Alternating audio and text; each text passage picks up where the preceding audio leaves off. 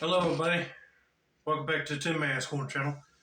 I'm your host, Jeffrey Tin Man Taylor, and today I'm finishing off my Chillin' Scares marathon for you guys. And the first video I'll be reacting to today is 8 most disturbing phone calls ever received. So without further ado, I'm going to turn these lights off, move the camera up here for you guys, and let's get this reaction on the road in the bag. Okay, here we go.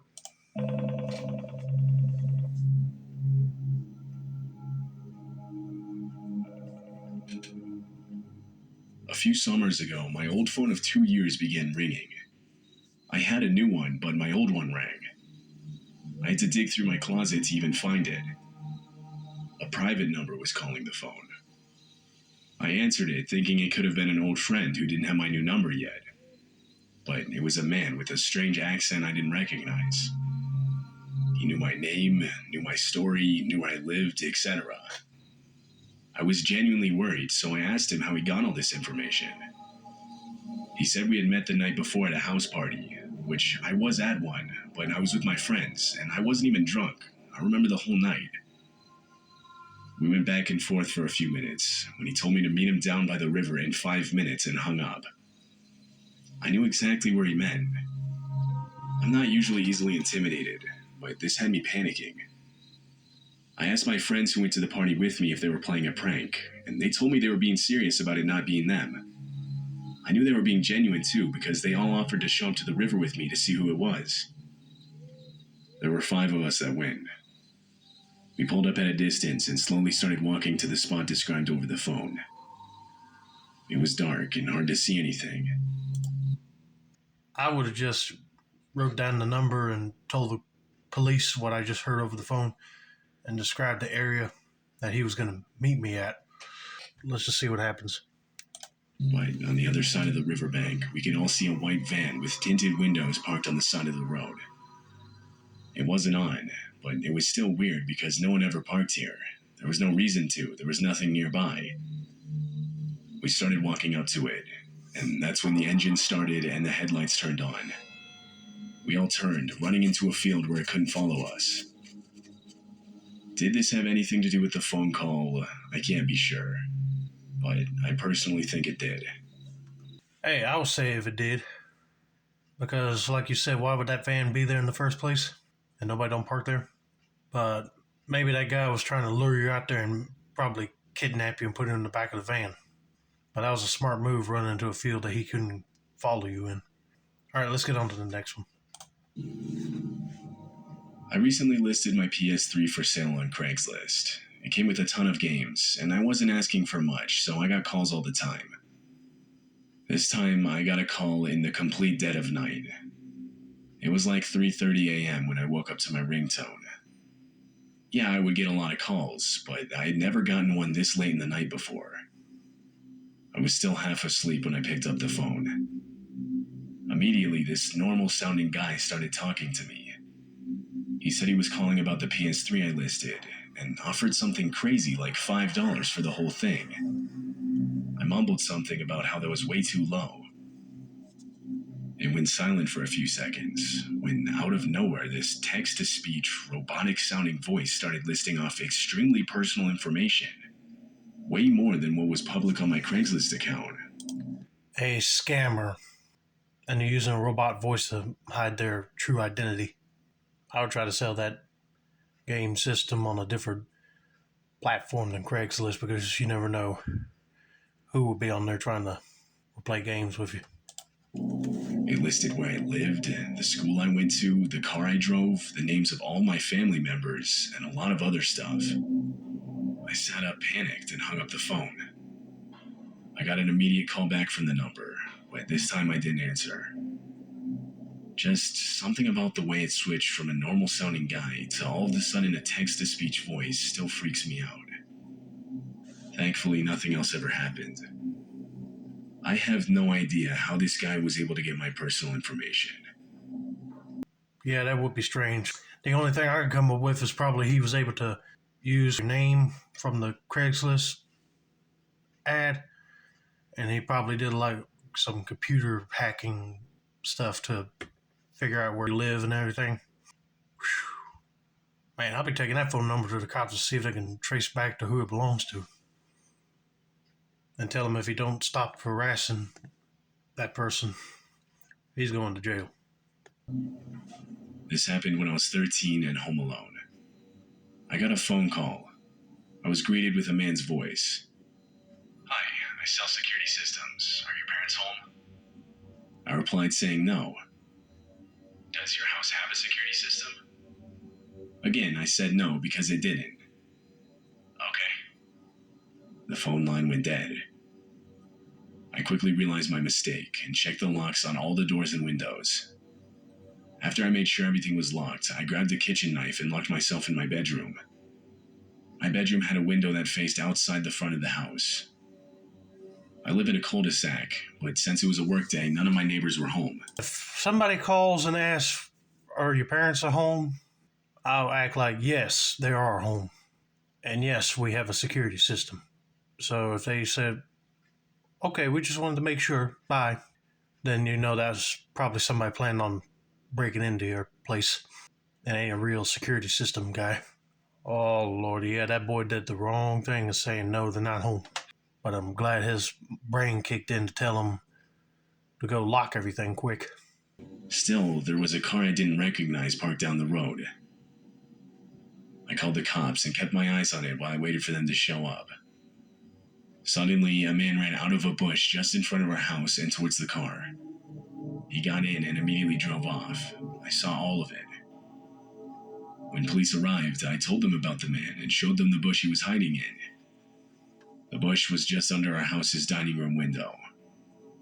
There were clear marks of someone trying to break into it. Yeah, he probably figured that the window locks were so strong he couldn't pry it open. And he figured that if he stayed there too long, the cops would have got him. So that's why he ran and bolted back to his vehicle and got out of there. But man, if the cops were there sooner, they could have told him to stop the car and get out. Then they would have had him. I was in my early teenage years and had just recently gotten my first phone. I got a call from an unknown caller. Nowadays, I'm much more cautious in answering these, but back then I didn't fully understand the concept of phones and answered to pretty much anyone that called. I picked up and instantly didn't recognize the voice. It sounded like an older man. I said, "Who is this?" To which he responded, "Why do you want to know?" I didn't answer because I thought it was some kind of joke or prank call. He suddenly broke the silence, saying, "I can see you." I responded with something like, "Nice try, but that's not very original." Just then, I began to hear a train going by. My house is right next to a set of train tracks, and I swear, over the phone, I could hear the same sound of a train passing in the background. As it got closer, the sound got louder in the phone. I panicked and hung up. Nothing further ever happened. This was either a huge coincidence, or I really was being stalked. Really being stalked.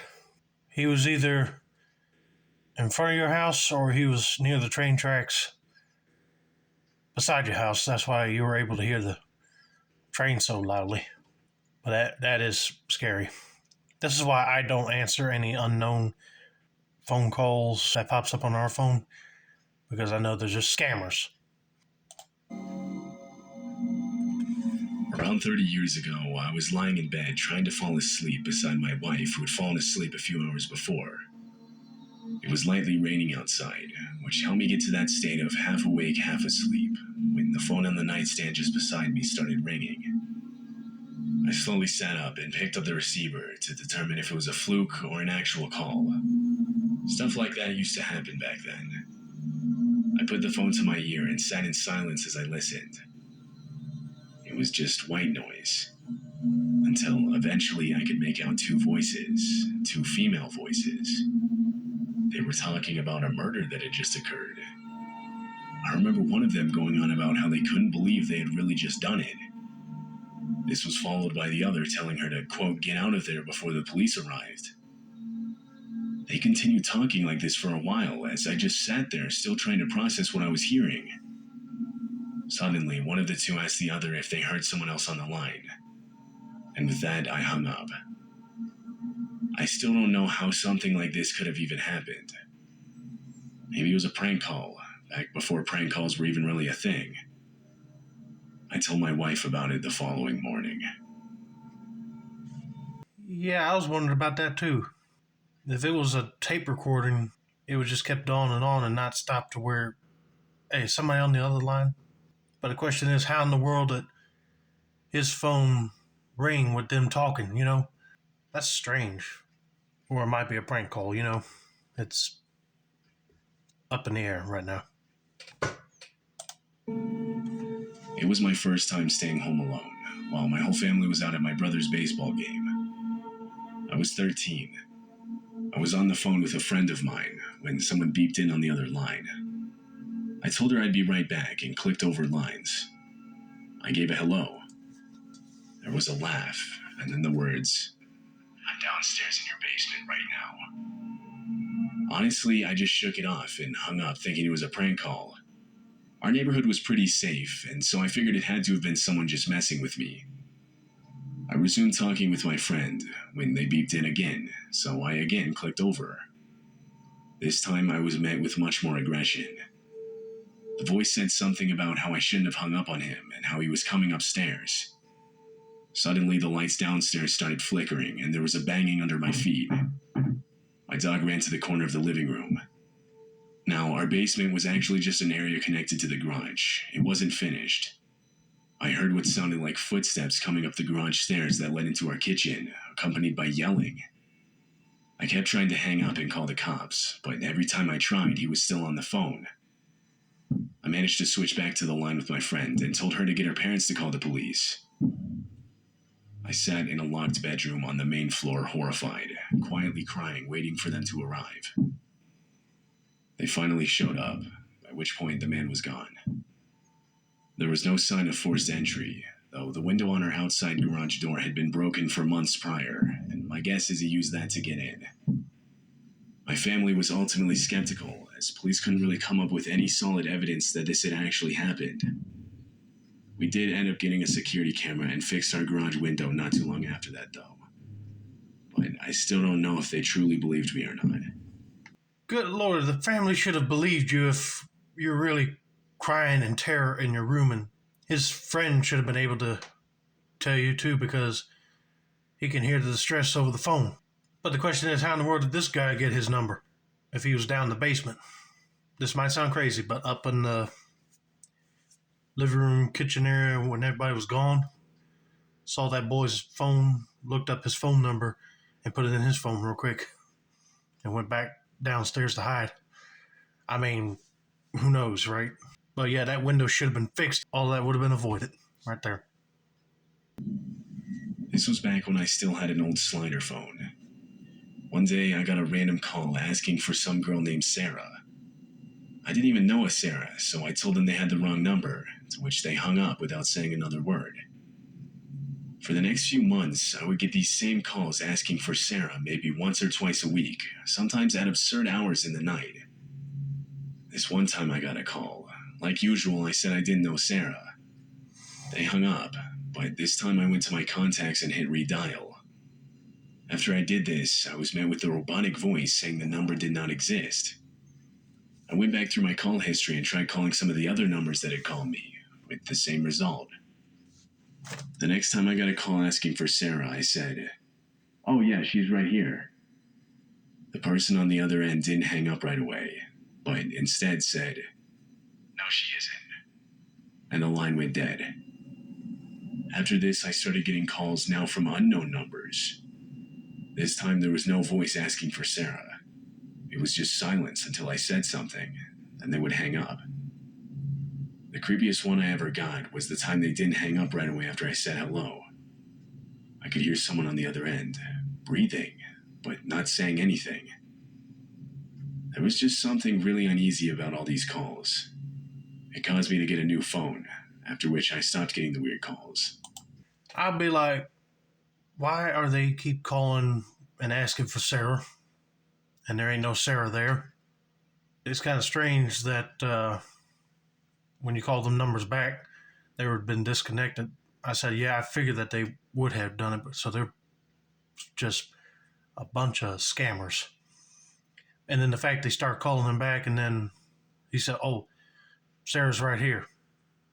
And then they said, no, she isn't. I said, yeah, they're more just scammers. They must be looking at him in the house or something. I don't know. Or they just know that he was lying altogether. I still don't know who this Sarah was, or why I kept getting calls about her. I was home alone by myself in my basement bedroom. I was playing games late into the night. It was like 3 a.m. when our house's landline started ringing. I didn't pick it up. It rang several more times, and finally the voicemail picked up as I was walking up the stairs to finally answer it. I would have dismissed it as a prank call if it hadn't been for the voice. It was shaky and raspy. It felt real. I was frozen in place halfway up the stairs listening to it. The voice was trying to get me to pick up the phone, saying things like I would regret it if I didn't. Finally it ended, and I prayed that it wouldn't ring again. It did. The person left several more voicemails. They started out timid and shaky, but got more aggressive. It continued with, if you don't give me what I want, I'm going to have to hurt you. And I need to get what you owe me. I'm coming for you right now. At the end of each of them, the dial tone went off, and it went staticky as the voice broke into sobs. They kept calling and calling. This experience truly disturbed me. I mean, imagine being home alone in the middle of the night and hearing this voice coming from an upstairs phone. Nothing ever came of it, though, and so I never told anyone else about it. Oh, yeah, that would be disturbing and scary. Just answer the phone, and then it's like somebody threatened to hurt you or something. No, I wouldn't take that as a joke. I would be taking it seriously. But anyway, that's going to be it for now. Don't forget to like, subscribe, turn on post notifications for more Chilling Scares content like this. This has been another successful installment of the Tin Man Score channel. I'm your host, Jeffrey Tin Man Taylor. And I say that's a wrap, and have a nice day.